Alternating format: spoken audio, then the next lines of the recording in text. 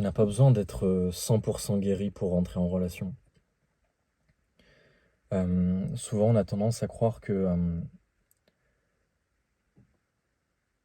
on a besoin d'être parfait pour faire les choses. C'est un côté perfectionniste que tout le monde a, beaucoup ont. Et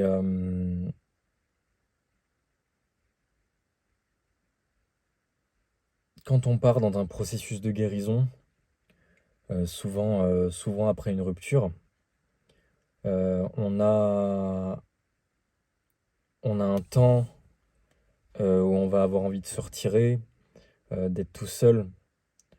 Euh, et c'est un temps bénéfique. C'est un temps très bénéfique parce qu'il nous apprend plein de choses sur nous, parce que il est important de se reconnecter à soi, parce que dans les relations, souvent on a tendance à s'oublier. Et si du coup si on fait ce travail de guérison, ce qui n'est pas le cas de tout le monde d'ailleurs, hein, je parlerai dans une prochaine vidéo, mais beaucoup de gens veulent tout de suite se remettre avec quelqu'un, trouver quelqu'un pour flatter leur ego. Ils renvoient des messages à leurs ex, ce genre de choses pour se rassurer. Ils sortent beaucoup, etc. Moi, je pense pas que ce soit une bonne idée, mais bon, chacun fonctionne hein, comme il le veut. Mais en tout cas, ceux qui font ce travail de processus de guérison, bah souvent, ils prennent du temps pour eux. Et ils vont se dire, bon, j'ai compris, il faut que je guérisse. Il faut que je guérisse, ok, qu'est-ce qui a pas marché, qu'est-ce qui a fait que ça a foiré, ma relation. Et en fait, ça peut prendre du temps, ça peut prendre des mois, des années, suivant l'intensité de la relation précédente. Mais il peut s'installer la croyance que il faut complètement guérir pour rentrer dans une nouvelle relation. Et on est tenté de se dire ça, mais plusieurs choses. Le premier point, c'est qu'on n'est jamais à 100% guéri. Dans le sens où il y a toujours des trucs à guérir, il y a toujours des choses à aller plus profondément, il y a toujours à creuser, quoi. Il y a toujours une nouvelle facette de nous qu'on ne connaît pas. Et donc en fait, si on attend d'être 100% guéri, on retrouvera jamais une relation. Déjà, c'est le premier point. Deuxième point, c'est que les relations sont un outil de guérison.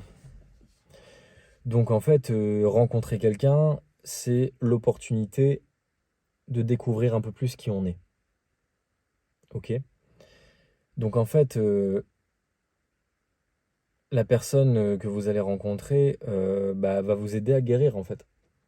Du moins, va vous aider à mettre en lumière des aspects de vous-même que vous n'aviez pas vus auparavant. Et ce qui se passe souvent, c'est que on va rencontrer certaines personnes avec un certain type de caractère, où on va avoir souvent les mêmes problématiques jusqu'à ce qu'on comprenne cette problématique, qu'on la guérisse et après on passe à autre chose. Et ensuite, quand on guérit cette problématique, euh, on, on- on attire de nouveaux types de personnes, on est attiré par de nouveaux types de personnes et ça permet d'aller creuser plus loin. Euh, du coup, en fait, il faut pas tomber dans le piège de se renfermer, quoi. Il faut pas tomber dans le piège de se renfermer, de dire ah mais en fait je guéris, j'ai ma phase de guérison, euh, donc je suis pas prêt à rencontrer quelqu'un parce qu'en fait c'est tout aussi une manière de se protéger. C'est une blessure du rejet, c'est être fuyant quoi, se fuir. Donc ce n'est pas bénéfique.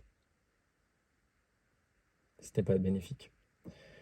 Donc il faut toujours la vie si vous voulez c'est la voie du milieu. C'est c'est ne jamais tomber dans les extrêmes. Donc, vouloir trop s'ouvrir tout de suite, aller voir d'autres personnes pour essayer de, voilà, ce qu'on appelle les relations pansement, c'est le premier extrême. Et le deuxième extrême, c'est se renfermer complètement et avoir énormément de mal à se réouvrir.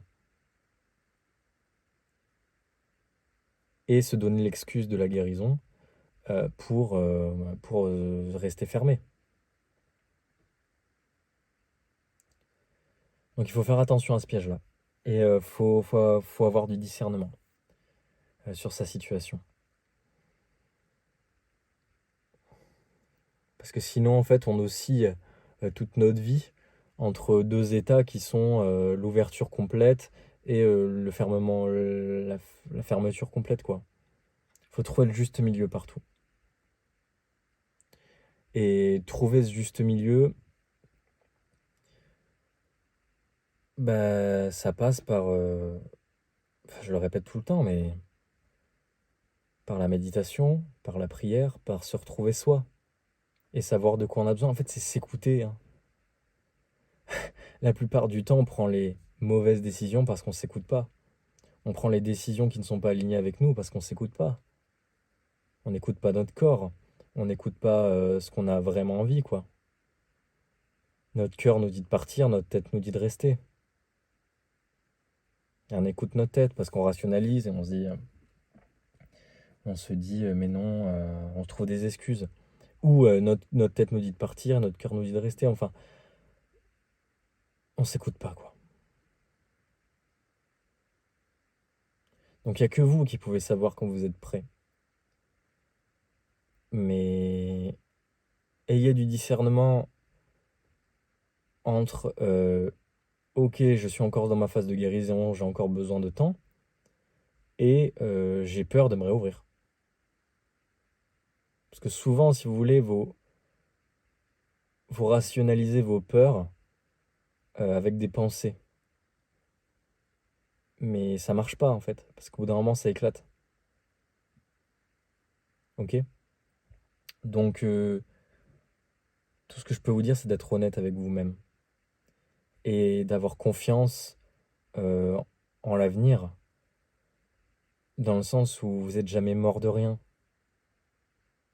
Si vous êtes là à écouter ma vidéo, c'est que vous n'êtes jamais mort de rien. Vous n'êtes jamais mort des problèmes qui vous paraissaient insurmontables il y a 1 an, 2 ans, 3 ans, 4 ans.